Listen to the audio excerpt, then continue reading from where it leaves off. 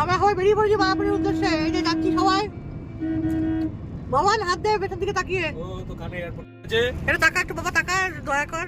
সামনে বসে আছে। হ্যাঁ এটা জন্তু। এই যে যাচ্ছি আমরা সব একসাথে ফ্যামিলি ট্যুর মায়াপুর।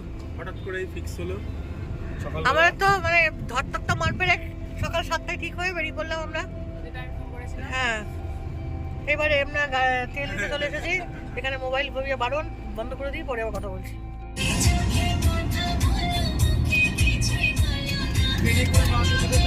তাহলে কৃষ্ণনগরের মধ্যে বাহাদুর করে নেবে দেখি খুব কাছে।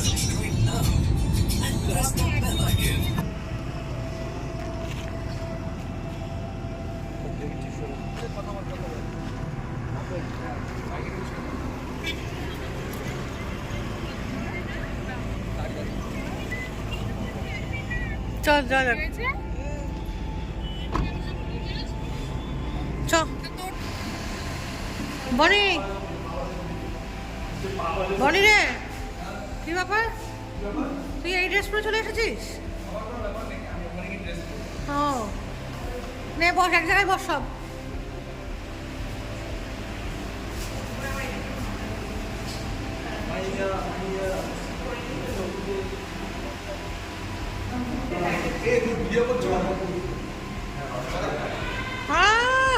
বনি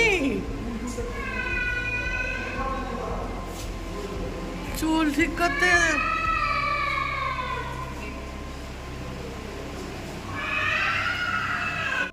এত খিদে পেয়েছে যে খিদের চোটে আমরা টিফিনটা তুলতেই ভুলে গেছি।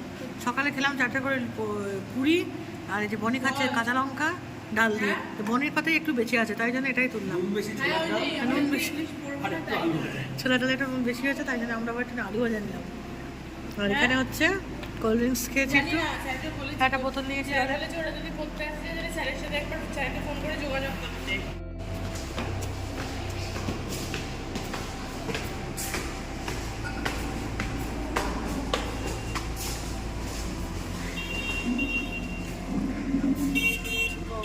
মনি তাহলে খাওয়া দাওয়া কমপ্লিট?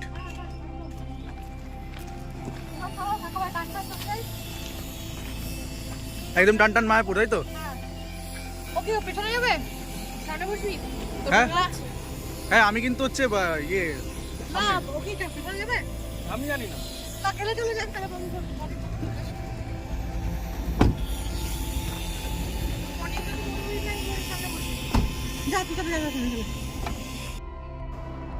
আমরা কৃষ্ণনগর পান্থতীর্থ থেকে খাওয়া দাওয়া করলাম। ব্রেকফাস্টটা ওখানেই সেরে নিলাম।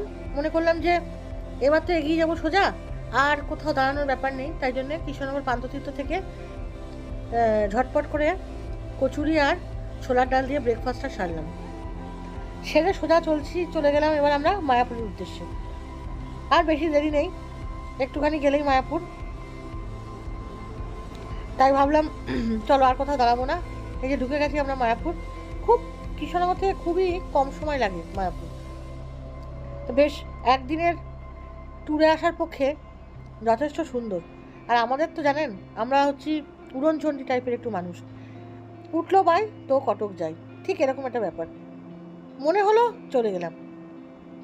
চলো দেখতে থাকো, ভালোই লাগবে আশা করি।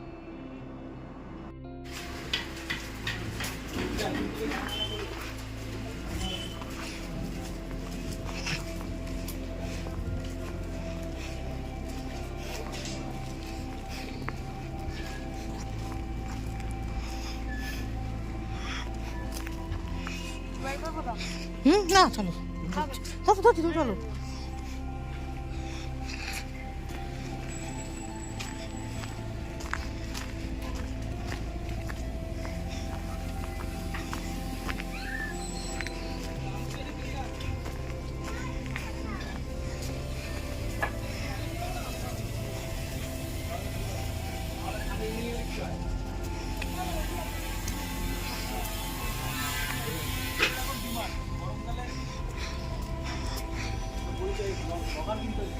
পরিচয় করে দাও, এটা আকাশ আমার কলেজে পড়তো। আচ্ছা মেকানিক্যাল ডিপার্টমেন্টে ছিল। আচ্ছা ওরি হোটেল। আচ্ছা পুলটা আন্ডার কনস্ট্রাকশন। হ্যাঁ হ্যাঁ হ্যাঁ।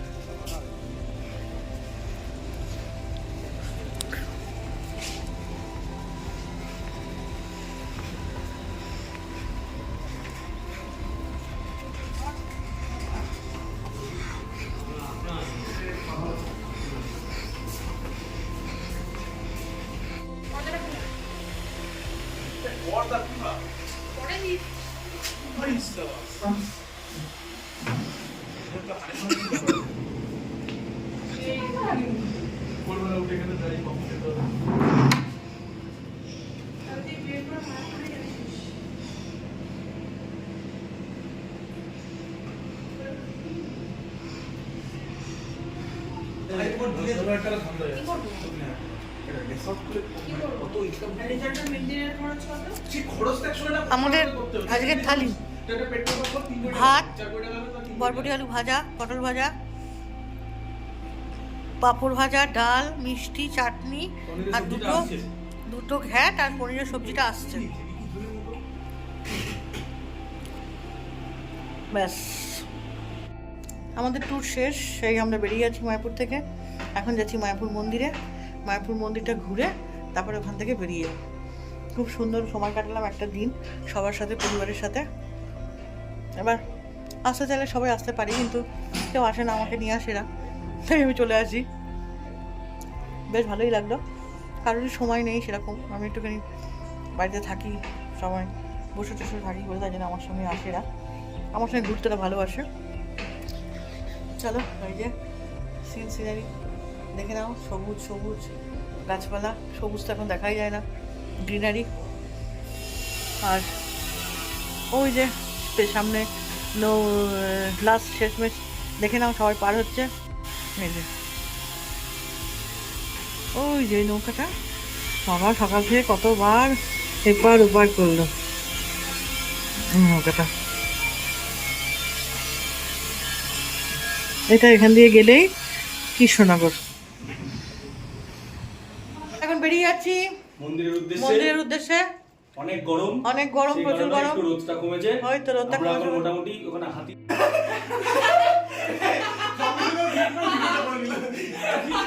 সঙ্গে সঙ্গে ভিডিও দেখতে যাচ্ছি, ফ্লিপ করলো ভিডিও।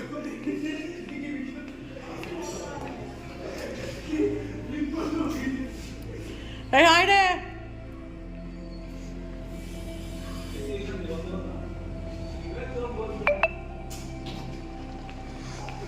এই লন্ডাতে তো আপনাদের নিয়ে যাওয়া হয়নি।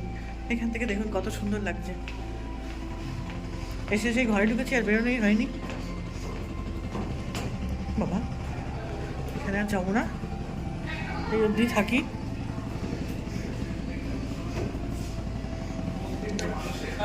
লাগছে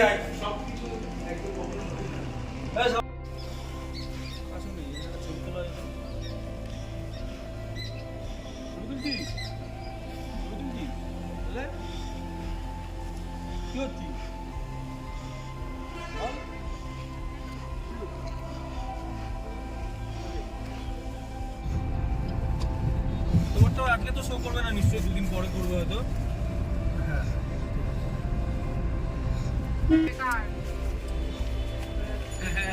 পাঠিয়ে দিচ্ছি।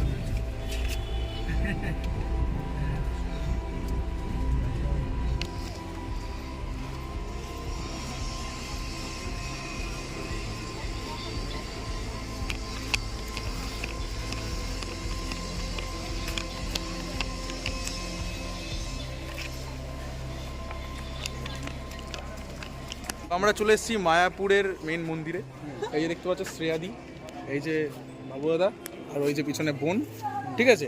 কিন্তু সব থেকে বড় বিষয়, মেন ব্লগারে হচ্ছে হাঁপিয়ে গেছে। মেন ব্লগার বসে রয়েছে ওইখানে। মেন ব্লগার হাঁপিয়ে গিয়ে পুরো গরমে এখন ফোনে কার সঙ্গে গল্প করছে, কাকার সঙ্গে গল্প করছে। আর আমরা এখন মেন মন্দিরে রয়েছি। আর মন্দিরটা এই যে কতটা বড়।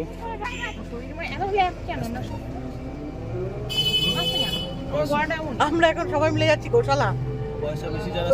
এখানে এসছি অনেকবার, কিন্তু এই জায়গাগুলো ঘুরে দেখা হয়। তাই জন্য ভাবলাম এবার একটুখানি এই জায়গাগুলো একটুখানি এক্সপ্লোর করি। চলুন এক্সপ্লোর করে দেখা ভালো। সব জায়গায় 10 টাকা করে ভাড়া, আমরা টোটোতে উঠে পড়েছি। চলো এখান থেকে ঘুরে তারপরে দেখি আর কোথায় যাওয়া যায়।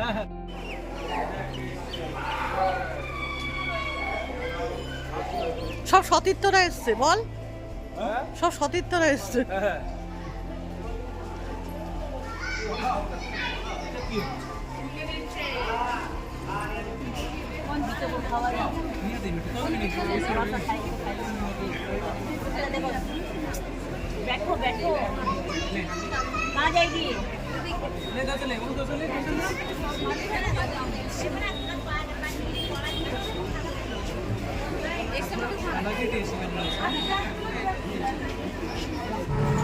আমরা ঘি কিনেছি এখান থেকে গরু দেখতে এসে, দেখি কিরকম হয় খেয়ে।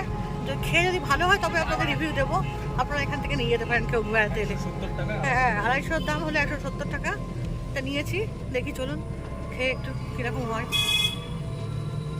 তো আমরা ঢুকছি এখন হচ্ছে এই যে এশিয়ার সব থেকে বড় মন্দিরে, অর্থাৎ মায়াপুর মন্দিরে।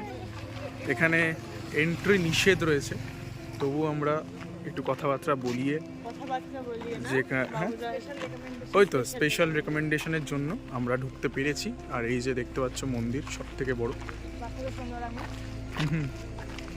এই যে ও যাচ্ছে, এখন আমরা ঢুকছি। ঢোকার পরে সিনারিটা দেখাচ্ছি।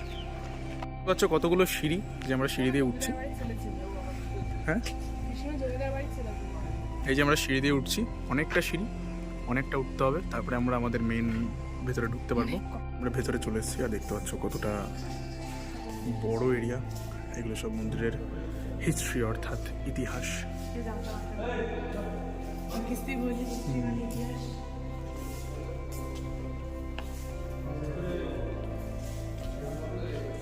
অনেকটা বড়। এই যে দেখতে পাচ্ছ কতটা উঁচুতে আমরা, অনেকটা বড় একটা টেম্পল, এখনো তৈরি হচ্ছে। আমরা একটু ভেতরে এসেছি দেখার জন্য, দেখি চারিদিকগুলো।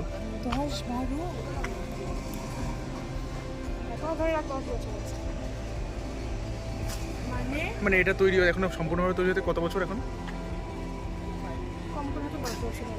10 বছর, মানে 10 বছর।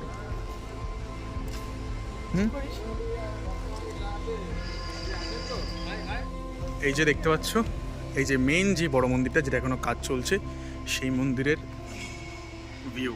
এইখানটায় থাকবে হচ্ছে জগন্নাথ দেবের মূর্তি। কতটা বড় এরিয়া, কতটা বড়, মানে